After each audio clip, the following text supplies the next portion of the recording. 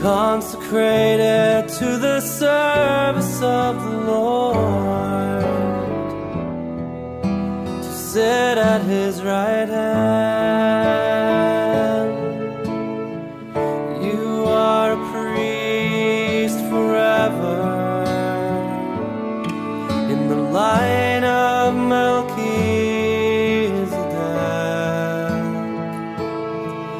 in persona Christi ad majorem Dei gloria, totus tuus amen. शुभ दिन प्यारे दोस्तों, आज हम देखने जा रहे हैं हमारा 6वां पाठ, जिसका नाम है कलीसिया याजकीय जनता। हम पुराने विधान में देखते हैं ईश्वर ने इस्राएल लोगों के लिए याजकों का चुनाव किया था। उनके पवित्रीकरण के लिए, उनके लिए बलि चढ़ाने के लिए, बलि वस्तुएं अर्पण करने के लिए उन्हें याजक लोगों को दिया था।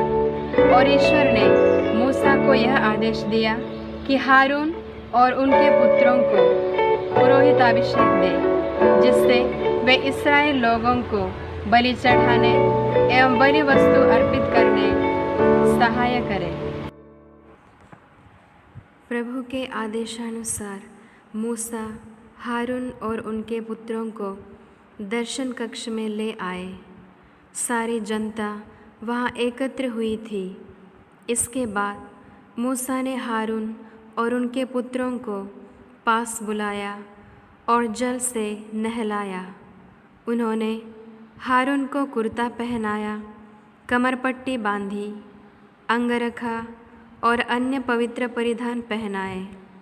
फिर हारून के सिर पर अभ्यंजन का तेल उंडेला और उन्हें पवित्र करने के लिए उनका अभ्यंजन किया। हारून के पुत्रों को भी ईसा ने इस प्रकार पवित्र परिधान पहनाए। इस्राएल के पौरोहित्य का इतिहास यहाँ से शुरू होता है। ईश्वर को आराधना अर्पित करने के लिए अलग किया हुआ व्यक्ति था पुराने विधान में याजक। ईश्वर के सेवा कार्य के लिए विशेष रूप से नियुक्त होने के कारण उसे पवित्र होना ही था।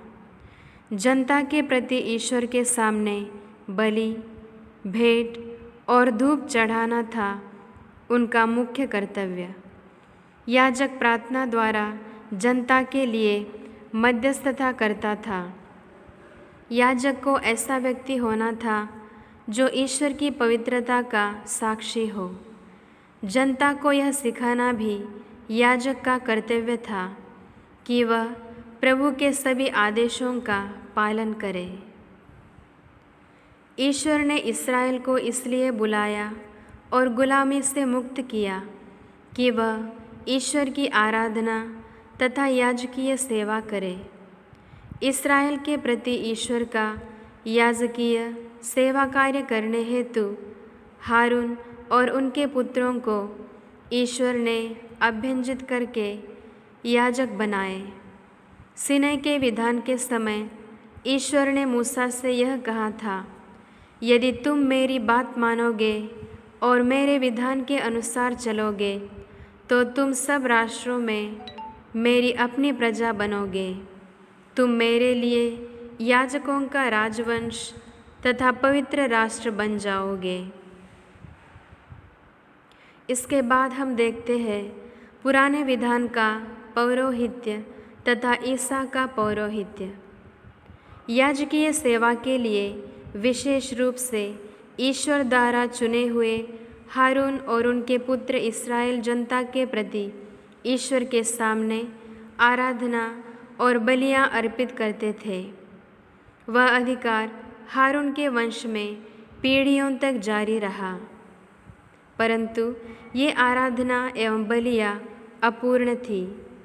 प्रत्येक पुरोहित खड़ा होकर प्रतिदिन धर्म अनुष्ठान करता है और बार बार एक प्रकार के बलिदान चढ़ाया करता है जो पाप हरने में असमर्थ होते हैं, किंतु पापों के लिए ही बलिदान चढ़ाने के बाद वह सदा के लिए ईश्वर के दाहिने विराजमान हो गए। कलवारी पर स्वयं को बलि चढ़ाते हुए उन्होंने सच्ची आराधना अर्पित की। इस प्रकार वे शाश्वत पुरोहित बन गए। ईसा ने बकरों या बछड़ों के रक्त से नहीं, बल्कि अपने ही रक्त से शाश्वत मुक्ति हासिल की। शाश्वत पुरोहित मसीह द्वारा कलीसिया आराधना करती है। ईसा ने पुरोहितों के लेवी वंश में नहीं, परंतु राजाओं के यूदा वंश में जन्म लिया था। इसलिए वंश के आधार पर वे पुरोहित नहीं हैं, लेकिन ईशपुत्र होने से वे पुरोहित हैं। ईशपुत्र होकर सलीब पर की अपनी बलि द्वारा वे शाश्वत पुरोहित बने। अपने रक्त से उन्होंने जो शाश्वत बलि अर्पित की, उसमें ईश्वर की नई जनता कलीसिया भाग लेती है। इस प्रकार भाग लेने से कलीसिया याजकगण तथा आराधना समूह बन जाती है। कलीसिया की संतानें ईश्वर को स्वीकार्य, पवित्र एवं मुक्त की हुई जनता हो जाती है। अपने सभी कार्यों के द्वारा आत्मीय बलि अर्पित करना, जिसने अंधकार में से अपने विश्वसनीय प्रकाश की ओर बुलाया, उसके सत्य का गुणगान करना, प्रार्थनाओं एवं ईश्वर के स्तुति गीतों में लीन होकर पवित्र, ईश्वर को प्रीतिकर और जीवित बलि वस्तु बनकर स्वयं को ईश्वर के लिए अर्पित करना, ये है राजकीय याजकगण के रूप में कलीसिया की संतानों का कर्तव्य। लोग विशेष रूप से चुने गए हैं। जो लोग ईसा मसीह की सेवा करने, उनके लोगों का सेवा करने विशेष रूप से चुने गए हैं, उन्हें हम कहते हैं शुश्रूषा पुरोहिताई, यानी जो हमारे पुरोहित हैं। पुरोहित यानी याजक, याजक यानी फादर, जिन्हें हम फादर कहते हैं। तो जो फादर जी हमारे लिए हर दिन पवित्र बलिदान चढ़ाते हैं, उसमें हम किसको देखते हैं? स्वयं ईसा मसीह को। जब वे पवित्र बलिदान चढ़ाते हैं तो वे ईसा मसीह के स्थान पर होते हैं और उन्हें और भी दौत्य सौंपा गया है, और भी जिम्मेदारियां उनको निभानी है।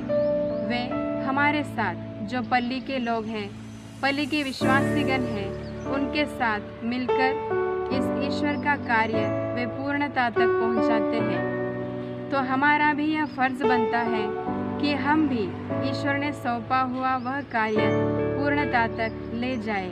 हम भी पुरोहित को मदद करते हुए हम ईश्वर के स्वर्ग राज्य को फैलाने में मदद करें। तो प्यारे दोस्तों, हमारे दैनिक जीवन में जो भी कठिनाइयाँ, दुख, तकलीफ आते हैं, उन्हें हमें आनंद के साथ स्वीकार करते हुए पवित्र बलिदान में अपने आप को पवित्र एवं सुग्राह्य रूप से समर्पित करें। तब हम भी इस बलिदान के योग्य बनेंगे और सच्चे आराधक बनेंगे। तो प्यारे दोस्तों, यहीं पर हमारा यह 6वां पाठ समाप्त होता है और इसके लिए आपको होमवर्क है कि हमारे पल्ली में जो भी फादर है और हमारे डायसिस में हमारे बिशप जी हैं, फादर लोग हैं, जो लोग हमारी सेवा कार्य करते हैं, हमारे लिए, हमें मदद करने के लिए हमेशा तत्पर रहते हैं, तो हम उनके लिए हर दिन प्रार्थना करें कि उनकी ज़िंदगी में जो भी दुख तकलीफ आते हैं, वे ईश्वर को समर्पित करते हुए, ईश्वर के लिए जीते हुए लोगों की सेवा करने का उन्हें शक्ति मिले। इसलिए हम हर दिन उनके लिए ज़रूर एक प्रणाम मरिया तो भी बोलना है। ठीक है? धन्यवाद। प्रभु तुझे धन्यवाद मेरे तन मन से, प्रभु तुझे धन्यवाद मेरे तन मन से, तूने मुझे चुन लिया है युग युग से, तूने मुझे बुलाया है युग युग से। प्रभु तुझे धन्यवाद, मैं